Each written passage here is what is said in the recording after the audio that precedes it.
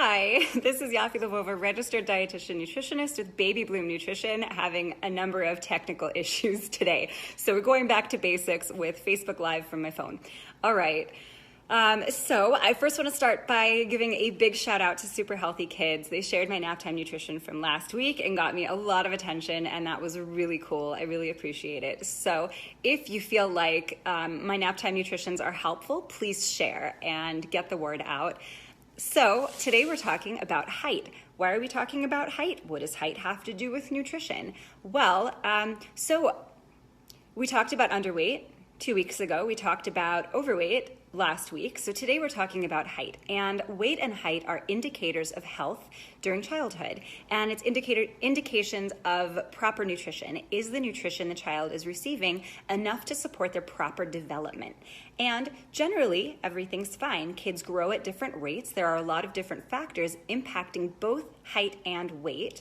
But sometimes there are concerns that need to be addressed. And generally, you're going to address that with your pediatrician. You should be able to have an open dialogue. If you feel that you can't have an open dialogue with your pediatrician, it might be time to look for someone else. 2% of children in the US are short in stature, and that's a relatively large number. It's not uncommon to be short. I was short. I'll talk about that. But there are psychosocial risks that come along with being different than everyone else. There is the risk of social immaturity, there's the risk of low self-esteem, and the risk of bullying. And I'm going to share that personally, I was bullied. I wasn't bullied for my height or weight, I was bullied for the size of my ears. Okay, take a look. See, kids are gonna pick on anything. Okay, so we wanna set them up for success as much as we can. Have you battled this? I want to know if you were bullied as a child or if you are experiencing bullying with your child. Comment below and let me know what's the purpose? Why are they being bullied? Why were you bullied? So who says that your child is short? Is it you? Is your child shorter than any siblings at that same age? Is it the checkout person at Target? Is it your mother-in-law saying that your child is too short? Is it the teacher? Is it that your kid is shorter than the other kids in their class? The only opinion that matters is, well, the mommy gut instinct, obviously, and then the pediatrician. Your pediatrician, assuming you're going regularly and getting regular checkups and have a lot of those little marks on your growth charts, your pediatrician is going to be monitoring the growth of your child and will indicate to you with hopefully an open and honest conversation about if there's a risk or not, if there's something to be addressed, if there's something to be concerned about. Because often there isn't something to be concerned about. Even when you are referred to a specialist for inappropriate development of weight or height, 30% of the time, that's really from a bad measurement. And that happens. You know, we're all human, and whoever measures your child sometimes makes a little error. So if you're looking at the growth chart and there's a point on the growth chart that seems like it doesn't fit with the rest of them, it doesn't fit on the curve, it could just be a hiccup in measurement. So that's why we look for patterns. We don't look for any individual marks on the growth chart. If you want to know more about growth charts and how to interpret them, please go back into my naptime nutrition library. I did a naptime nutrition specifically on growth charts, what they mean, what do those numbers mean, what do they mean to you, and is there a problem? So go back and check that out. So height and weight, as I said, indicate appropriate level of nutrition intake. Slowed growth could mean a problem, or maybe it doesn't mean a problem. First, if it's nutrition caused, first your weight will be affected and then the height. So if someone is not taking in enough nutrition, first it's going to affect their weight. You'll see them start to slow down on their growth chart with weight, and then a while later, months, years later, you're going to see it reflected in height. And once it hits height, that means more of a long-term nutritional damage, and you need to really get that handled right away by being referred to a dietitian to really target the reason behind it and how to fix it, how to really set your kid up for success health-wise. There are other reasons, though. Endocrine. Endocrine just is a fancy word that just means hormones, and you're going to be referred to an endocrinologist if this is the concern. They'll be tested for thyroid. The pituitary gland will be tested to make sure that these things are functioning as they should, that there aren't malformations, or that they're not functioning in some undesirable way. growth hormone deficiencies, it's a big subject that people are talking about, and I'll get into that specifically. There are also syndromes that cause some height and weight issues.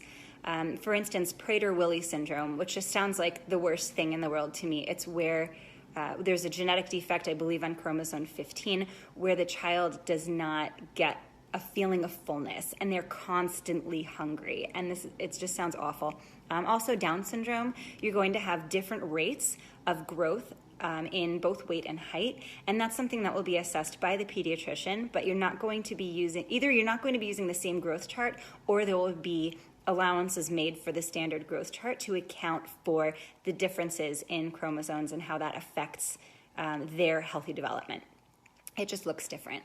There are also other syndromes. There are also GI issues. If a child is battling irritable bowel syndrome, such as Crohn's disease, that's going to affect their digestion and absorption, which will affect their growth. And that's something that should also be accounted for and handled with the appropriate healthcare practitioner. So how tall should your child be?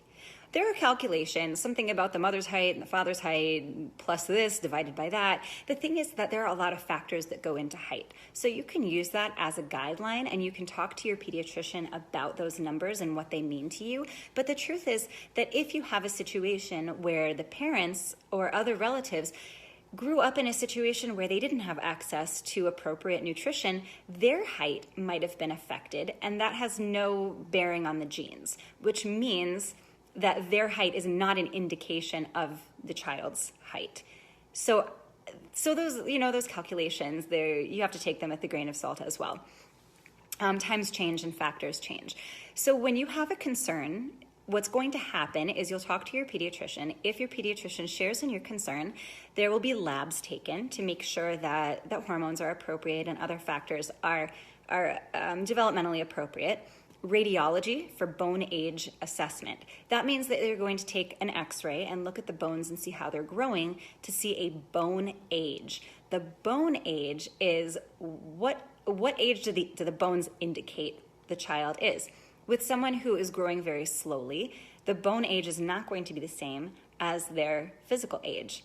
And that's an indicator of where things have gone a little bit off and how to get things back on track. It's good information to have.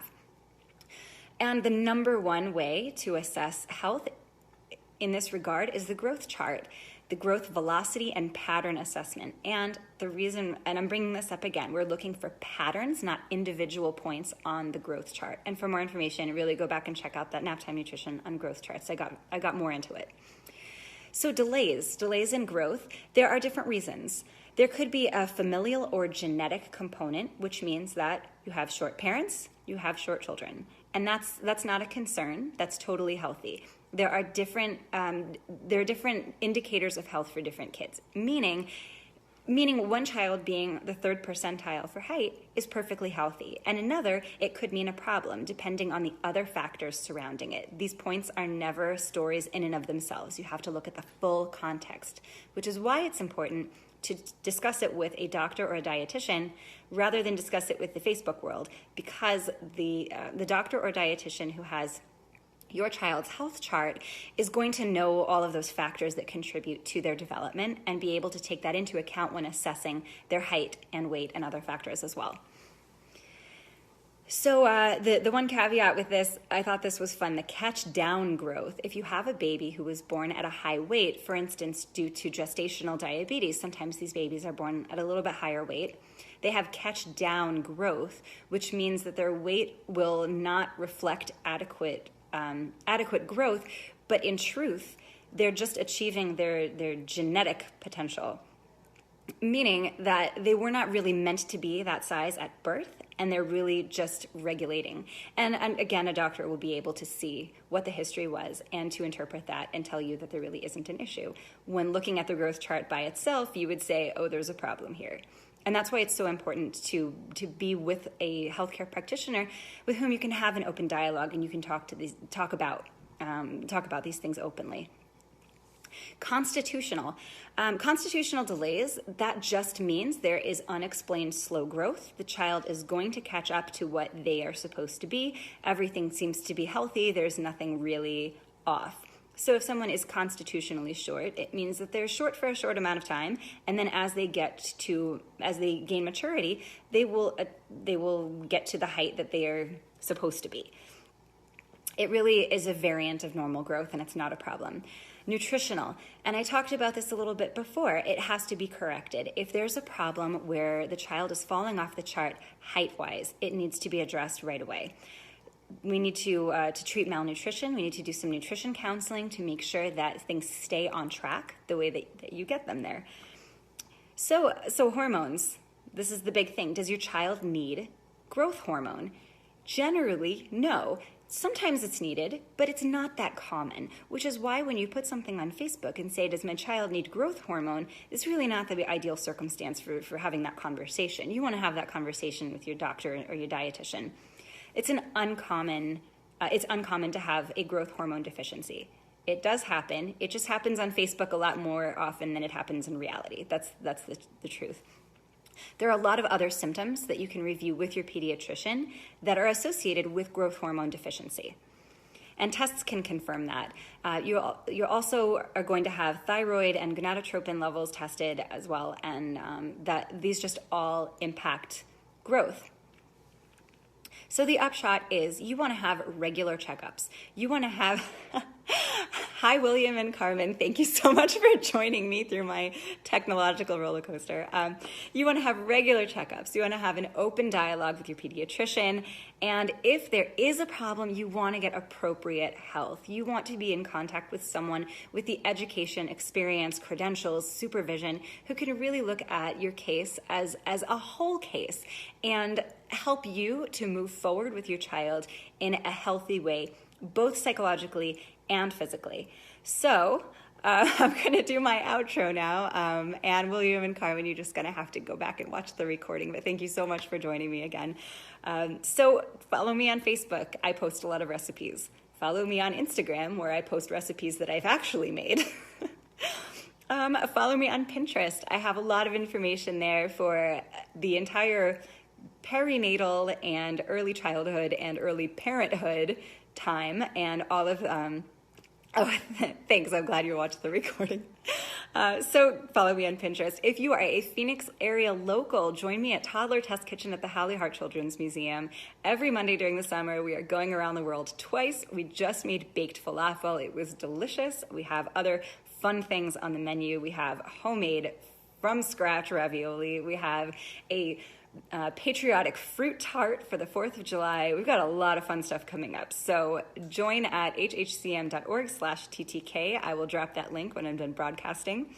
And come have me speak to your group. I love public speaking. I can speak virtually like this, or I can speak in person. So if you have any kind of group that would benefit from my knowledge or my happy disposition, contact me. I would love to come talk to your group.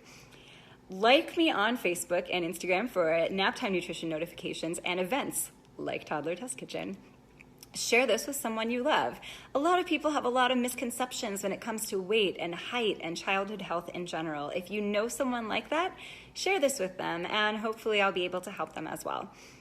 And review me. If this has been helpful for you, Google, Yelp, Facebook, whatever, drop me a review. And you don't want to miss next week. I'm not sure what the topic is, but I have a lot of really fun, interesting topics lined up. And some of them involve speakers, which is why I don't know exactly when the speakers will be available.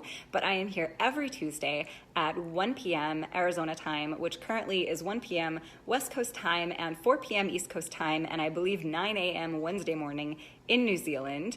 And so tell me where you are. Where are you watching?